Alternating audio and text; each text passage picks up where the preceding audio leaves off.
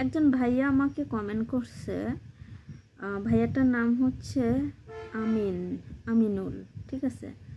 তো উনি লিখেছে, আশা করি আপনি আমার সাথে যোগাযোগ করবেন।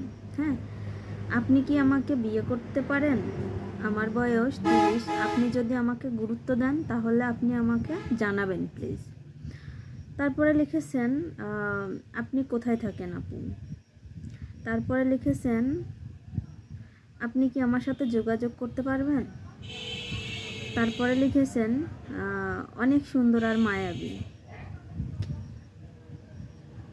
থ্যাংক ইউ প্রশংসা করার জন্য। আর প্রথমত একটা কথা বলতে চাই, সেটা হচ্ছে আমি হচ্ছে ম্যারিড, আমার হাজব্যান্ড আছে, আমার হাজব্যান্ড দুবাই প্রবাসী, ঠিক আছে। আর দ্বিতীয় কথা হচ্ছে, যারা পেজে কাজ করেন তারা কখনো এই সমস্ত কমেন্ট করবেন না। তারা ভিডিও দেখবেন, ভিডিও আপনার কাছে কেমন লেগেছে সেই মন্তব্যটা বলবেন, ঠিক আছে। আর হয়তোবা উনি পেজে কাজ করে না, তো এই কারণে এ ধরনের কমেন্ট করছে। আর আমি যেটা মনে করি যে এ ধরনের কমেন্টস করাটা ফেসবুকে বোকামি, ঠিক আছে। আর আরেকটা কথা হচ্ছে, আমি ফেসবুকে আমি আনন্দ উল্লাস করার জন্য আসি নাই, আমি ফেসবুকে কাজ করার জন্য এসেছি। আমার কাজ আপনার কেমন লাগে সেটাই বলবেন, আশা করি। আর আরেকটা কথা হচ্ছে, কখনো মানুষকে ছোট করে কথা বলবেন না, কখনোই না। আজ হয়তোবা আপনার চাইতে অর্থ সম্পদের দিক থেকে অনেক কম আছে, কালকে তো আপ হইতে পারে, তাই না? এই জন্য কাউকে ছোট চোখে দেখবেন না, ছোট করে দেখবেন না, ঠিক আছে।